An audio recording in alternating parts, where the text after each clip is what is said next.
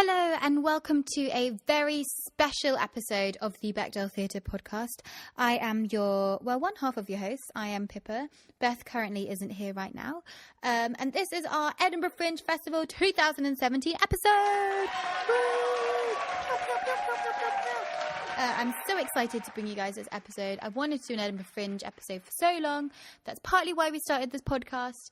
And for those of you who didn't get to go to the Fringe, this is a snippet of some of our favourite shows. We've got a couple of interviews. I wish we could have done more. We've got bits from our live show that we did at the Gilded Balloon. Hence why the audio isn't great. I'm sorry about that. And we've also got a fantastic interview coming up first with Tanya Loretta D from the play Offside. And I'm just going to jump right into it and I'm going to give you her interview first. And then I'm going to give you the other guys' interviews afterwards. And then I'm going to give you some more recommends because if you're still at the Edinburgh Fringe, there's still shows to see. If you want to follow the shows that we saw and that we recommend and see their journey post-Fringe, then head over to the blog. But I'll give you more info about that at the end. Stay tuned for the coming episode. Thanks, guys. Bye.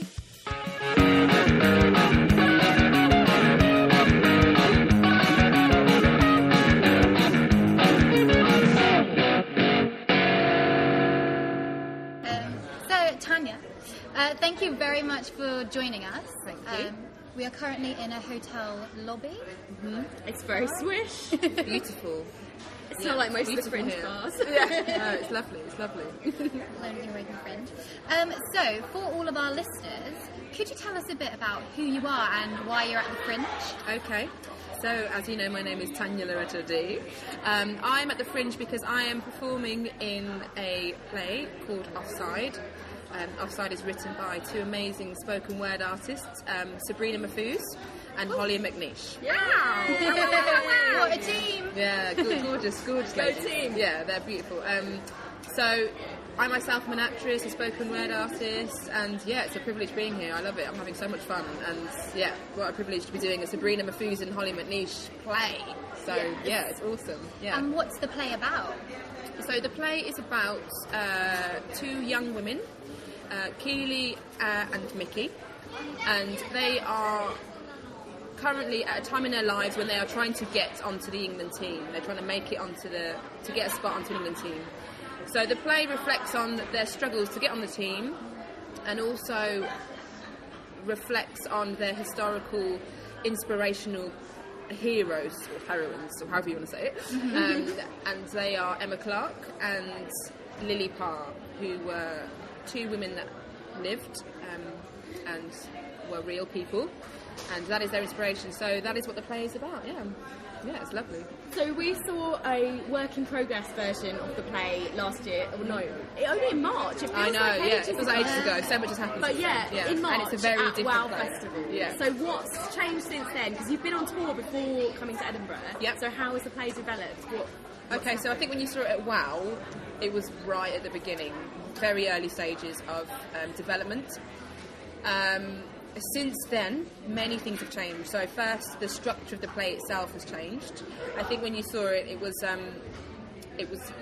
there were 4 solid scenes that sort of were very high impact with a bit of I think there was an exercise break in the middle. There was a lot. It was really physical. It was really physical. Yeah. Running, jumping, kicking. Right, I was tired. Yeah. So now the structure of that has totally changed. It feels more like a whole play. So we still have the historical references. We still go back and forth in time. Right. But Sabrina and Holly have done a lot of work to try and make it feel more like a progression, and the character arcs are a lot more solid than they were. So that's one change, the structure of the play. The probably biggest change is that one of the characters that I was playing earlier on in the year and on tour was called Carrie Boosted. So Mickey's heroine was called Carrie Boosted. However, and this is very interesting, researchers got that wrong. She wasn't called Carrie Boosted. There was a player called Carrie Boosted who played for Scotland. Right. But the character I was supposed to be playing, the black character, was actually called Emma Clark. Wow. Right. And So she was from Liverpool. Oh my god. Right. So you play this modern role and a historical role. Yeah. And the historical role you played changed like her identity halfway through the tour. Yeah, so we basically because of the play, and because of all of the attention the players got from certain newspapers, and we've had a lot of attention in the press over the last few months. Right, yeah, exactly. So what's happened is that more research has been done about this character, and actually we found out that she wasn't Carrie Boosted. Carrie Boosted was white from Scotland. Whoa. She existed, so I've been playing a white character for the last 3 months, which is kind of funny, weird, but strange, yeah. And so we changed that. That was one of the first changes we made, and Emma Clark from Liverpool. So you had to do a whole new load of research about this character, do a new accent. Well, there isn't much about her out there. I mean, sadly, it's one of the biggest things, and this goes throughout the whole of theatre, art. Any historical black characters there tends to be a lot of whitewashing of them, and there's not much research gone into it. They're very forgotten. So there was a bit of money involved, I think, or something happened where we were able to really look into it, and so Emma Clark came up. Awesome. Yeah, and so it's, Remember that name? It's been really, really interesting, actually. Yeah, remember that name. Yeah, recognise her. It's been forgotten for too long. Right. That's incredible, and it also just shows the kind of historical impact that theatre can have to kind of excavate this person, because it might not have happened. Exactly. Unless this play had come along. Yeah, totally. Yeah, and that's what I mean. Yeah, so we've been doing this since January. And Futures Theatre has been researching this for years, or doing the play for years. To get it to the stage it's at now, there's been a lot of work, but it's only when people have started to really look into it hard, and so a bit more thought's gone into it. They've gone, oh, this is an interesting topic, actually. Let's investigate a bit more now that it's getting a bit of press. So thank God. Yeah, exactly. Yeah. So that's been great. Yeah, I'm really happy. There's been a plaque put up in Ali Pali for her. Yes. Oh my God. There's the blue plaques, which is it permanent? Yeah. Okay, good. Yeah, she's on a plaque, and there's lots of women throughout history that have I've been seen that forgotten. on Twitter recently coming up, lots of new blue plaques for women, particularly women of colour, through history have been forgotten, getting a sort of recognition. Yeah, that's really good. I've seen lots of the rainbow plaques that have been only for a certain amount of time because of the decriminalisation anniversary, and there'll be an Alan Turing rainbow plaque, but then they're going to take it down again. So it's kind of like I haven't seen that one. Yeah. Oh, well, take it down. Unnecessary. I know, because it's trendy at the moment. Yeah, keep it up. Yeah. Keep it up. That's a good football keep plan. It. There we go. Be happy. Be happy. Be happy. The rainbowy. Yeah. And so how has Edinburgh compared? So Edinburgh isn't. Edinburgh's mad. Edinburgh's crazy. How insane. has the audience been? How's it been in the promotion process? How have you found it? Yeah, so we're at the Pleasance, which is a lovely, lovely venue. It's a lovely family venue. It's a very safe venue. It's gorgeous. Many passing shows at Yes, there is. Year. Beautiful, We've beautiful been running shows. out stickers at Pleasance. Oh, really? Yeah. Yeah, they're working hard. And the audience have been lovely, really warm. Really, I've been surprised at the effect of the play on them, actually. We get a lot of people that come in that might not know much about football, might not know especially much about the women's game, and they leave in tears. They're like, especially women as well, they're like, oh, that really affected me. You really, I've been touched by the struggle. Guys have cried. I had one guy crying yesterday. Wow. Because he was like, I really want my granddaughter to see this. I want her to feel like she's inspired and to feel like she, you don't have to be perfect. You can just go and live your dream, like your character did, Emma Clark, or I know, I don't. I'm getting emotional hearing about it. I know. He was crying. He was literally in tears, and I was like, "Oh, thanks. You're making it all worthwhile." That's why we do it. That's why we do it. Yeah, but genuinely, that is the reason why. So people are being educated. They're learning about real characters that existed, and also they're getting a fresh insight into the women's game. And it's not really, I'll be honest. This play has changed my view on the women's game and how that works, and that whole, it's powerful. They're powerful women, and that the whole sport itself is just. So were you into football before doing this play, or? So I've been brought up in a family where. So my dad supports Aston Villa, my mum supports Birmingham City, my nephew supports. Coming out. Yeah, that's my it happens. Yeah. So football was very prominent. Yeah. But I got bored until I got to about 18, and then I supported Liverpool because a guy I was seeing liked Liverpool. So I would go to the pub and watch the games, and then I started to really like it. I started to actually like Liverpool, so I thought they were a brilliant team. And then when I stopped Get Out the Guy, I was like, well, yeah, I don't really watch it. However, now I do have to say that watching the Lionesses play, they are amazing to watch, and not just the game, like what they do outside of what, not just playing football. They inspire so many women, so many young people. The movement is on the rise, like seriously, like they're brilliant, and I've got so much time for them. We've got who's coming to watch it on Saturday? Claire Balding's coming to watch the show. I know, hey. Oh, wow. She's heard about the play, so she's coming to watch it. I don't know if I should say that actually, but yeah, she's coming to watch the play on Saturday. We won't release the podcast until after she's come to see it, so she doesn't come, we'll edit that. So that's how far and wide this subject has gone, and the impact that the theatre and this play has had to inspire people to come and watch it and be interested and feel passionate.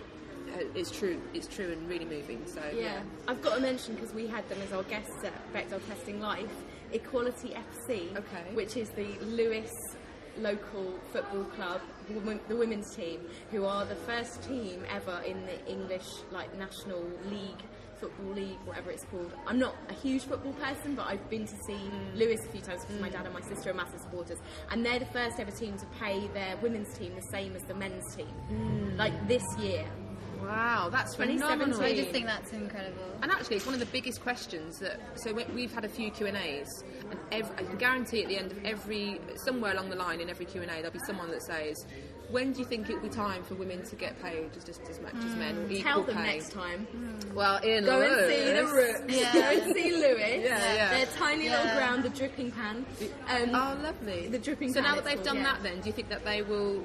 They're going to continue. That will spread out now. Well, I hope so, because they've got, like you have with the show and with Emma Clark, there's been a massive news attention because it's coincided with the Euros and the Lionesses' success. So I think they've had a lot of influence for a tiny team in a small town. Wow. They've had a big impact. Good on them. Seriously, good on them. That's so good. Yeah. And and I don't know, for myself, I never related to football growing up or anything like that.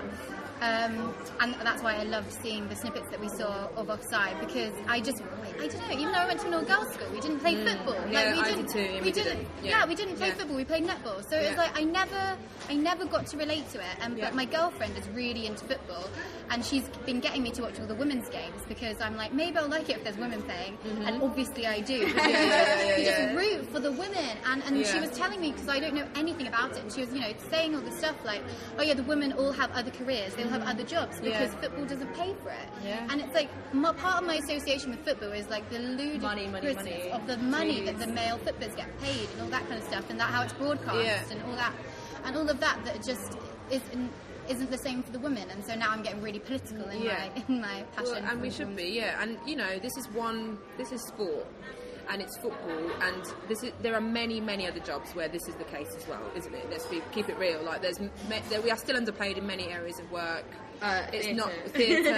There's a whole shift that needs to happen, and football is one of them.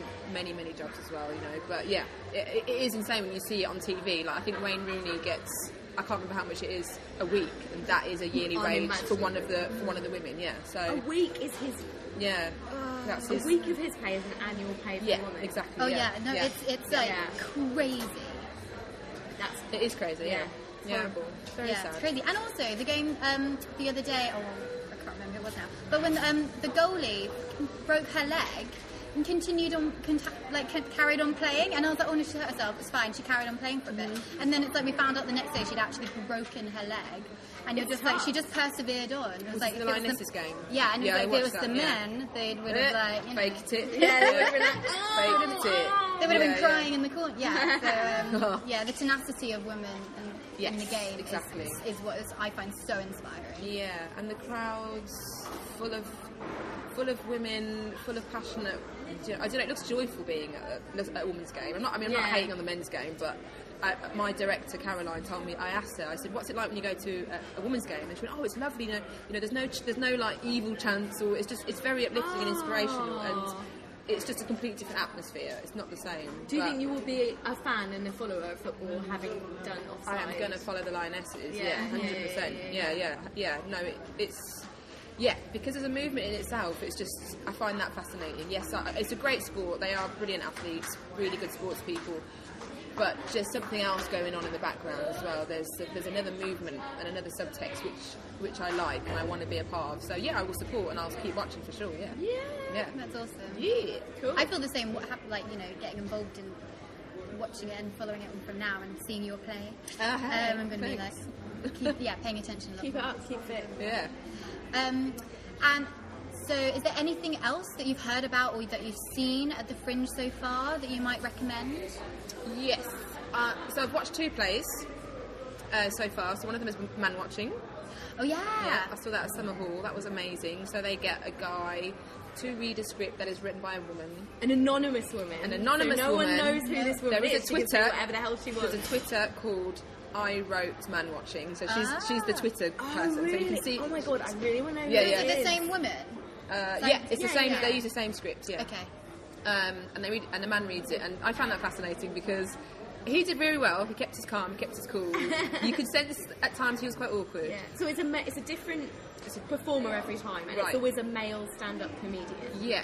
And the script. So they're used to performing, but maybe their own words. Yeah, and in their own way. Someone else's words. Yeah. Because it would be different, I think, if they got a male actor to perform true. it, as That is opposed to true. a stand-up. Yeah, that's true. Because the male actor might try and kind of take on the role of the woman. Yeah, no, there was none of that. It was, he read it quite. He put his own thoughts into it, and you could see that he would react to a line that was like, oh, but he was funny. I was crying with laughter. Did you ever feel like he was judging it a bit? Maybe. Because I saw it with a different comedian, and I felt like he was trying not to judge it. Like he was very much trying to be quite like. Yeah, I'm not judging this. This is okay. This is cool. I'm cool with this. Yeah, I think he found it quite profound. I think he was like, whoa. I'm reading this out loud, and because she was very explicit, it was things that we share with our friends, we share with our girlfriends, or our partners, and lots of knowing laughs in the audience. Yeah, I was nodding. I was like, I should be nodding at this because I've done this. But people are going to know that I've done this. And I was like, no, someone else in the audience going, yeah, me too. Yeah, exactly, everyone secretly does. I mean, I haven't seen it, but I'm assuming it. It's has a lot of that's weird, inappropriate thoughts during sex, or masturbate. Really dark. Oh my god, women masturbate. Fantasies, really dark fantasies that you wouldn't like. You could see him going, do people really think about this? Okay, but lots of people who just go, yeah, we're not alone. So that's one play I'd recommend to go watch. It was very, very interesting. And then the other play I saw was All I Ever Wanted Was Everything. Which is also at Summer Hall. Summer Hall is smashing it this year.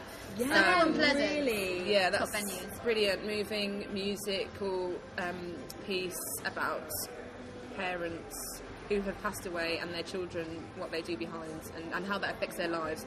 Told with music, 3 awesome girls that play instruments, bass guitar, some synths, and another guitar, and a singer. And it's just a really moving piece, beautiful. A lot Middle Child, isn't it? Yes. That's the company. Yeah. Yes, that's right. Yeah, Middle Child.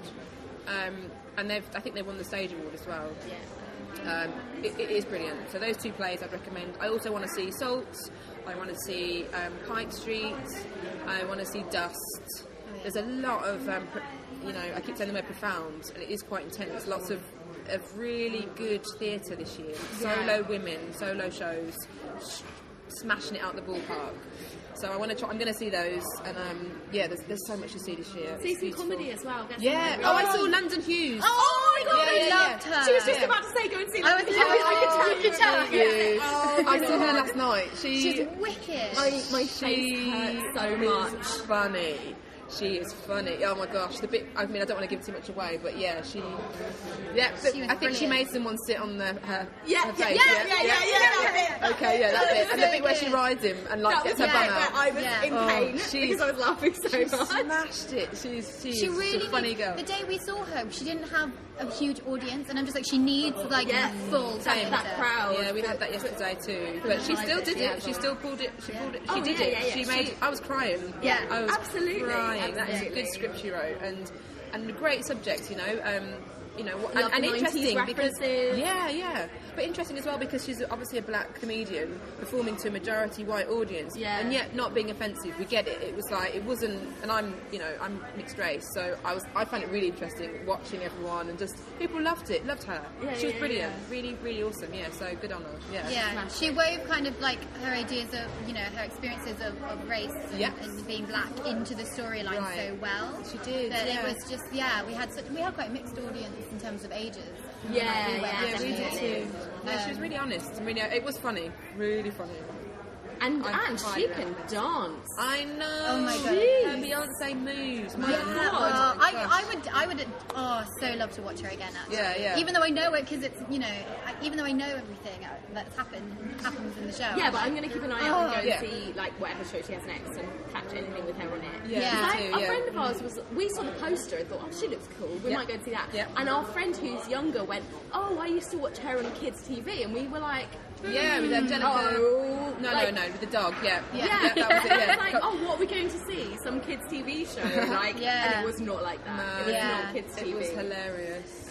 Really good show. Really, really good show. Yeah, I agree. And our show, of course. And I was recommending Offside. Yeah.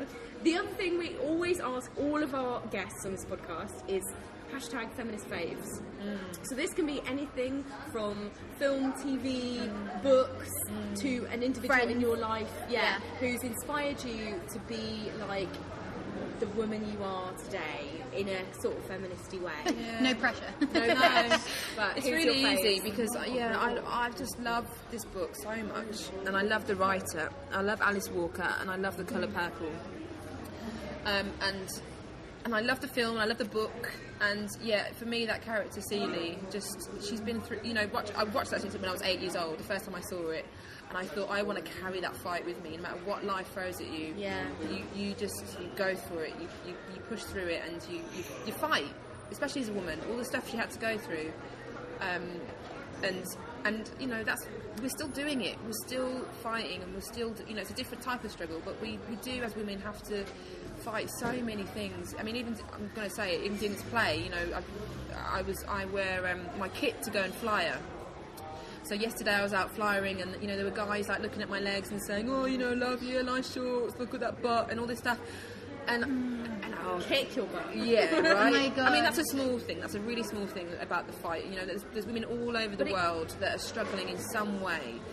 And so for me, just that book. If I ever feel down, or if I ever feel like I need to get strength, I find it with Alice Walker, and I find it in The Colour Purple. Yeah. Awesome. Cool. Really good. Excellent Thanks, feminist guys. phase. Yeah. Thank you so much. Yeah, That's Tanya Loretta D, who you can catch in Offside. Do you want to do a time, date? So come and see us every day except for the 14th and 21st. We're not on then, we've got days off. But every other day from that until the 28th of August, we will be at the Pleasance Theatre, the Courtyard, at 3:40 p.m. every day. So come and see us. You will love it. You'll be inspired. You'll be uplifted, and you can find out about the women's game and about Emma Clark and Lily Park. Thank you so much, Tanya. Thanks for chatting to us. Thanks, guys. Love you guys. Enjoy the rest of your day. Awesome. Thank you.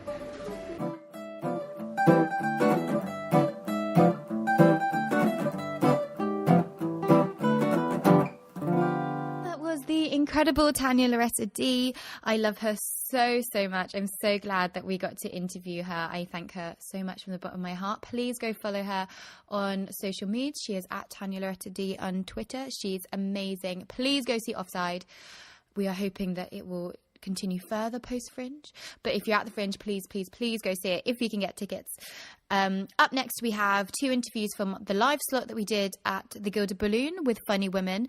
We had the amazing sketch comedy duo Brittany come join us, and they did a little sketch, and then we interviewed them afterwards, which is what you're about to hear.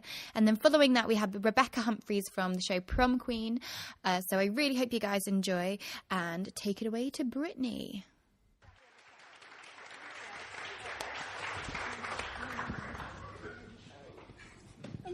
Thank you, Brittany. Thank you. Not Spears. Thanks very much.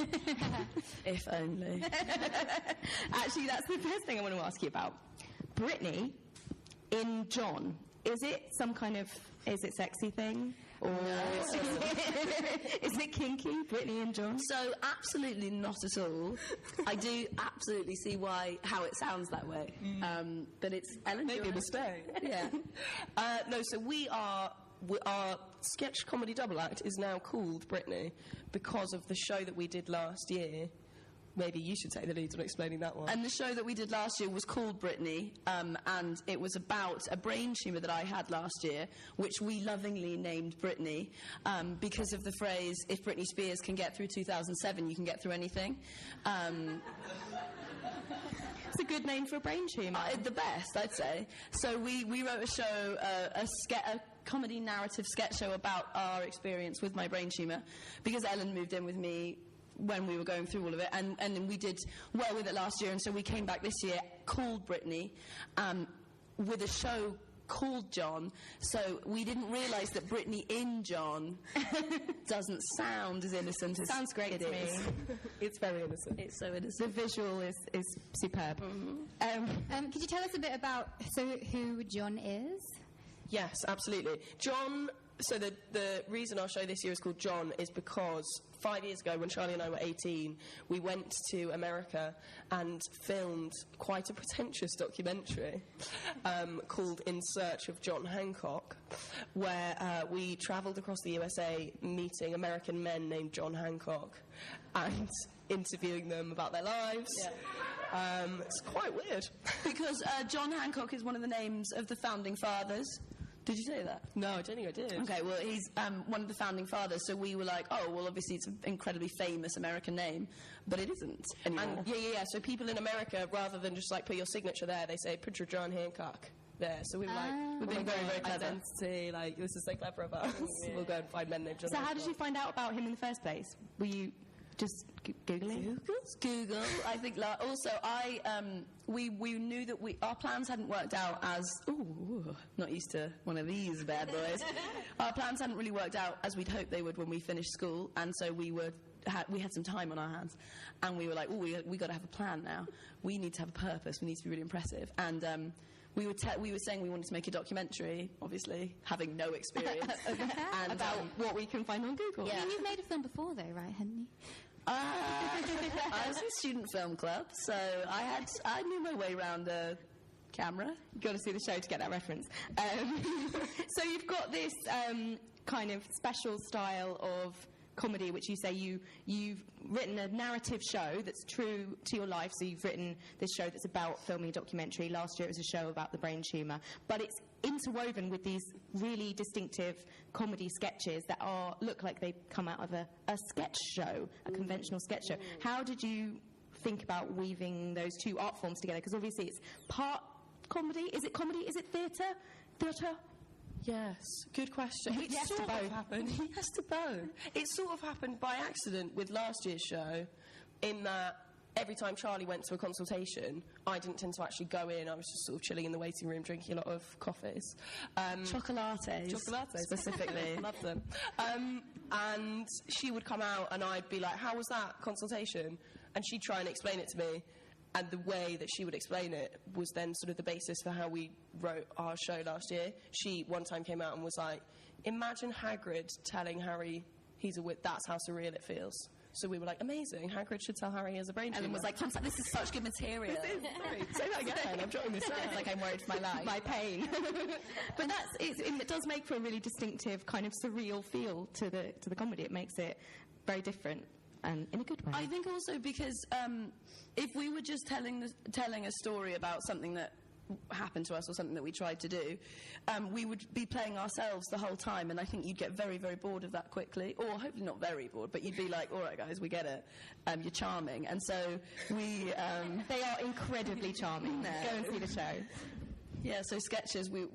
Sketches are very fun to write, and we've always written sketches together. So we were like, let's show off that we can do voices too. Well, you do so many voices and so well as well. I remember when we watched Brittany, I was like, oh my god, like how have they not exhausted all their material, like all the voices they can do? Like, it's insane. And then we saw John, and then we're like, oh no, they've got loads.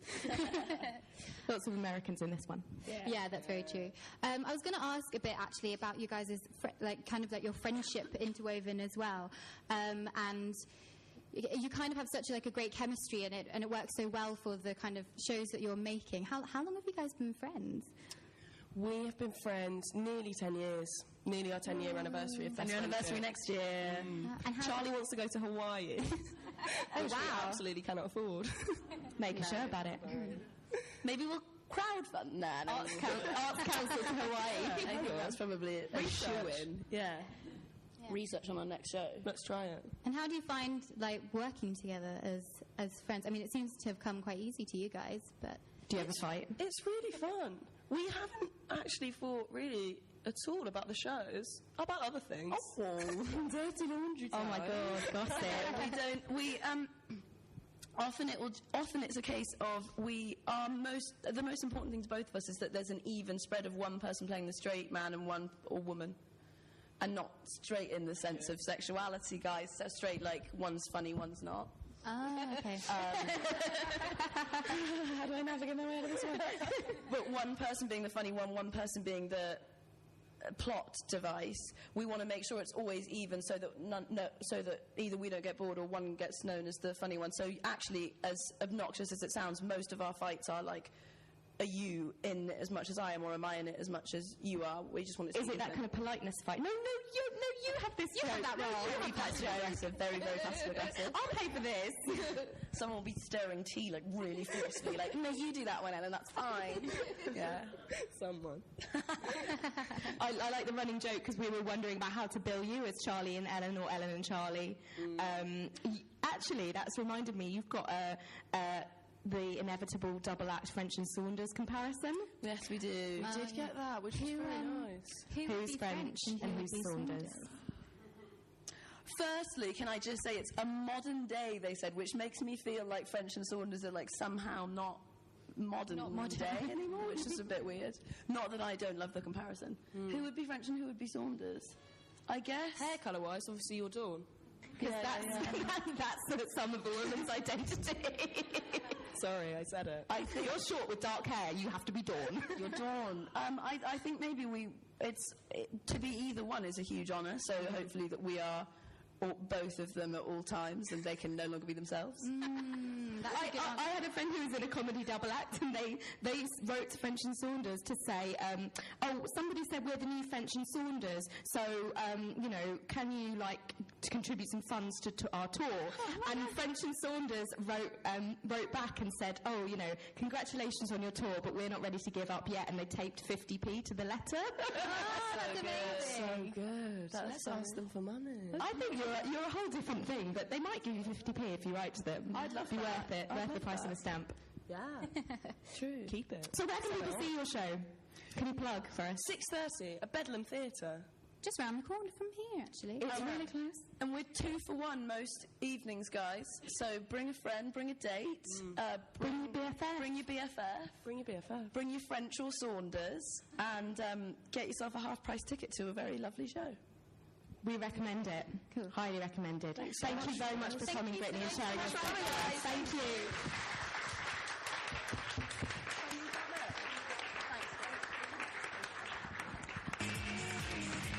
Hello. Nice t-shirt. Thanks very much. Where'd you get that? It's actually from an independent Instagram account. Oh, yes. You're supporting. Other designs available. So obviously you're from Prom Queen the Musical, and obviously it's quite hard to get a full cast plus accompaniment onto this stage for a short slot. Yes, I'm not sure it would fit actually. Yeah, so thanks so very much for coming. You're welcome. On your own. Yeah, if we could do an extract with all however many, 5 of you? There's 5 of us, yeah, and a musician. Yeah, 5 of you and a musician, then we would have done, but you will have to book your ticket to go and see a little bit of Prom Queen. Also, if you are looking it up on the Fringe app, that's Queen with a KW. Yes, Queen with a KW. Where does the story of Prom Queen come from? So, the story actually came from something that came up on my Facebook feed about this time last year. It was from Teen Vogue, which are the sort of articles that come up on my Facebook feed because it's Teen a way of Vogue is a fantastic publication. Yeah, they're super intersectional, super honest. Yeah, they they're are. really amazing, actually. Yeah. I mean, don't have to be it's for teenagers, yeah, absolutely. But, so this story came up and it was about the first ever non-binary kid who had been crowned prom queen at their high school last year, and I saw this come up. And reading the article, this kid was inspired by the shootings at Pulse nightclub that happened last year to run for prom queen, and then was subsequently voted. And I just saw it and thought, wow, this is really, really great for a musical. You know, it's for something that's celebratory of being an individual and having the confidence to step out of your comfort zone and do something that says something real. And also, as soon as I saw it, I just thought, this has, you know, Grease, High School Musical, Hairspray, all of those coming-of-age movies like Clueless, Mean Girls written all over it. And I love pop culture, and I love, you know, those kind of films, and so it was perfect for me, really. You were giving me a proper, like, Sharpay realness when I was watching it. Thanks very much. It's Sharpay, Regina George. Yeah. Does anybody here watch RuPaul's Drag Race? Okay. Good. Yeah. Def, go and see this show. Yeah, it's absolutely.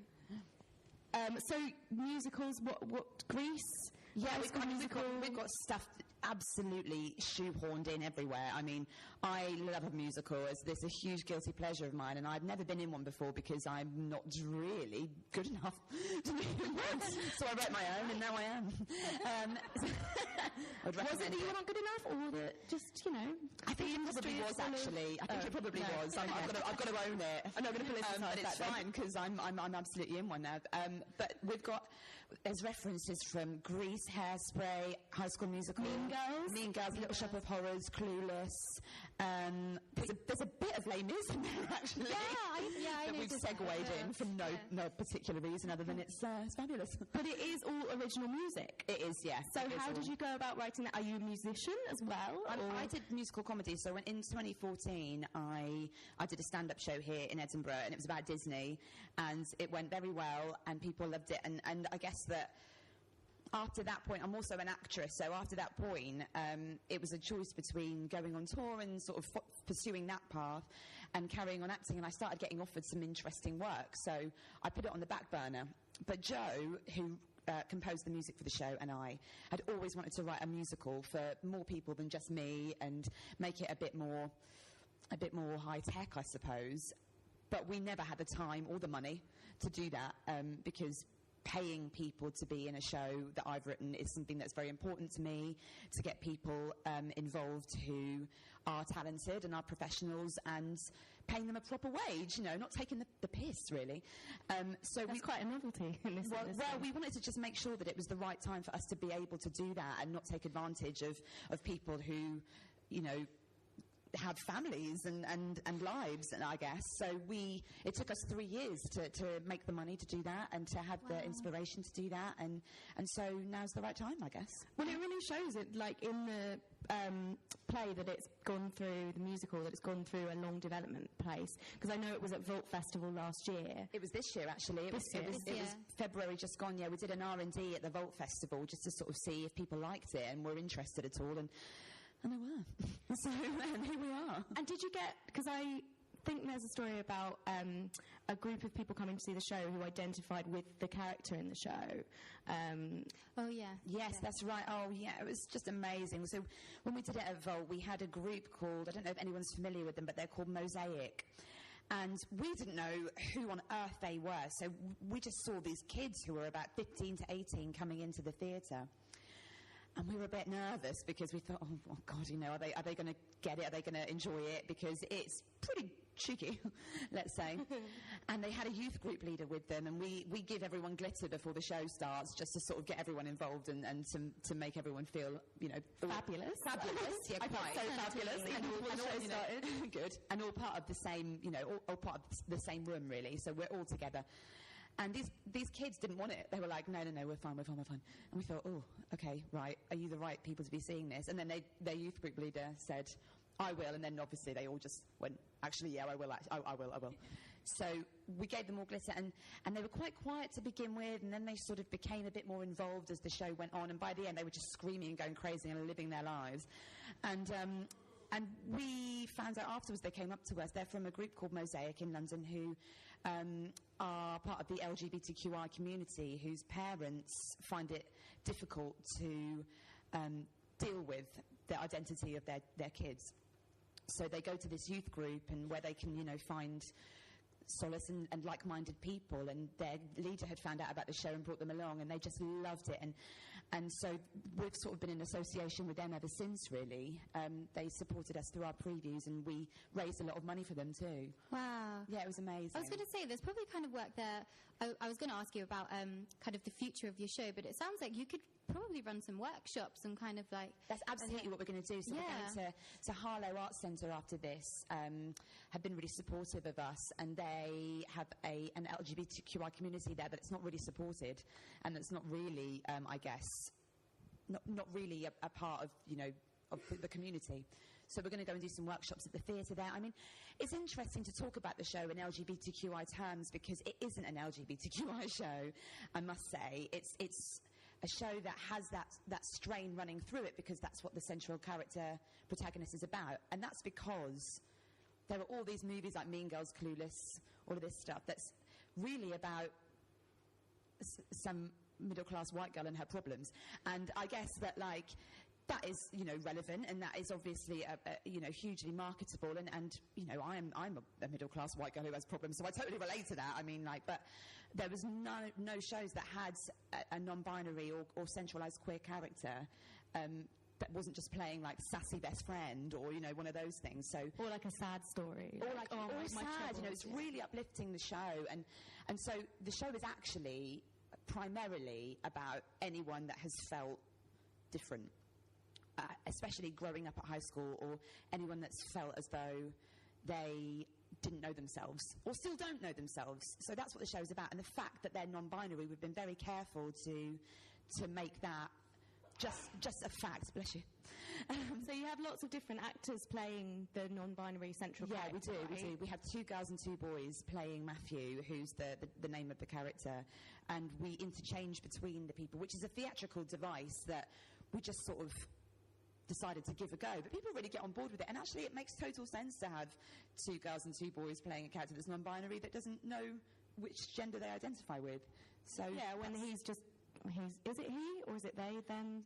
I think that RuPaul says that gender should be playful and that gender should be something that isn't a construct and just So is Matthew kind of trying out different pronouns? So Matthew's trying out different pronouns, and he, she, Z is sort of a commonly acceptable one. But, I make that mistake all the time. But I guess what the show's saying is, we're just trying to go, this exists, and it's fun, and it doesn't have to be so serious all the time, I guess, is what we're saying. And do you know what you're doing after the Fringe? Is it gonna go somewhere else? It is going to go somewhere else, but we don't know yet where. We've had some offers, but it'll go back to London. I'm just thinking for anyone who isn't at the Fringe or is listening to this in the future. We're podcasting. Yes, that's right. So somebody might be listening to this in a month down the line. They maybe have another chance to see it. Yeah, I think you will. Finally, how's your Fringe going? Are you having a good Fringe experience? Having a lovely time. Yeah, you haven't got the Fringe flu yet? It's super fun. I love it. I love the Fringe. Whenever I come up here and I'm not performing, I just think, you're such an idiot, because the ethos and the spirit of it all, even just being here today with you guys, it's so accepting and collaborative, and I just think it's the best. And even if you go and see a show, I went last year to go and see loads of shows to come and visit, because my other half's a stand-up. And I saw loads of stuff, and some of it was good, and some of it was really not good. But we've all been there. But regardless of that, you sit there and you watch it, and you think, well, good on you, because you're doing it, and I'm sitting here, and I'm not, and you've got your shit together, and they've put a show on, and it's just amazing, really. I'm having a great time this year as well. I've seen some amazing stuff. Give us a recommendation. Yeah. So there's a show called Palmyra that's on at Summer Hall until Sunday, which is a theatre piece, and that's really good. It's very little dialogue, and it's clowning and that kind of stuff. It's just silly. I love silly stuff. And on that note, there's a friend of mine called Lucy Pearman who does a show called Made of Cabbage. It's about finding the perfect cabbage.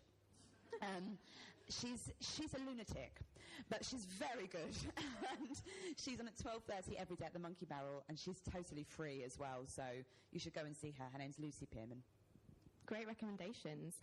Also, another thing that we always do for our podcast interviews is asking you about feminist faves. Hashtag feminist faves if you want to join in on the Twitter. And that is basically anything you'd recommend. It could be a person, it could be a book, movie, pop star, whoever it is who inspires you in a feministical manner as a woman. Okay. I'm going to say Julia Davis is my inspiration and someone who I just think is utterly amazing. And I really love her because I like to sort of nick people's ethoses if I think they're fantastic. And Julia Davis often works with the same people. She has a real community of like-minded comedians and collaborators around her that she uses for her projects, and she does their projects, and she writes her own stuff and directs her own stuff. And I just think she was doing that really before it got super cool. So if people don't know of her work, how can they check it out? Oh, you have to watch Nighty Night. It's a series for BBC Three, and has anyone seen it? I mean, it's hilarious and dark and just fantastic. And she wrote it all, you know. So Nighty Night, I would recommend that. She's also in Brass Eye, that turns up, which is, you know, obviously seminal and just amazing. And Hunderby as well, which is a great series. It's like a parody of Daphne du Maurier's Rebecca, where she plays the sinister housekeeper, and it's just brilliant. Julia Davis. Yeah. Awesome. Hashtag feminist fave. Thank you, Rebecca. One last plug. Where can people see Prom Queen? Prom Queen is on Underbelly Cowgate every night at 8:35, but not Monday. Do not come on Monday. Awesome. Thank you very much. And you can go and see Britney at 6:30, and then you can go down the hill to see Prom Queen. So if anyone's free tonight, you know what you're doing. Thank you. Amazing show. Thank you. We love the show. Give it up for Rebecca Humphrey. Enjoy the rest of your fringe. Rebecca Humphreys, everybody. So there you have it, our Edinburgh Fringe Festival 2017 Bechdel Theatre podcast special. Is it a special? I'm not quite sure. Thank you to everyone who took part. Thank you to everyone who gave us an interview. We're sorry we couldn't do more. It was just a matter of time constraints on top of seeing shows and flyering and putting our stickers on all the posters and everything. If you want to know more, please head over to the Bechdel Theatre blog, where Beth has collated all of the shows that we've seen, plus extra ones that we recommend that we consider to be Bechdel test passing, or having a general good representation of women or non-cis men. We will let you know about upcoming future shows. Thank you for bearing with us through that audio. I'm sorry it was the way it was. Hopefully it won't happen again. It was because of the live show complications. And we hope you have had a fantastic Fringe if you were able to go. If you weren't able to go, we hope this gave you a little taster, and we'll give you some more previews of what's to come this autumn. Thanks very much, guys. Bye.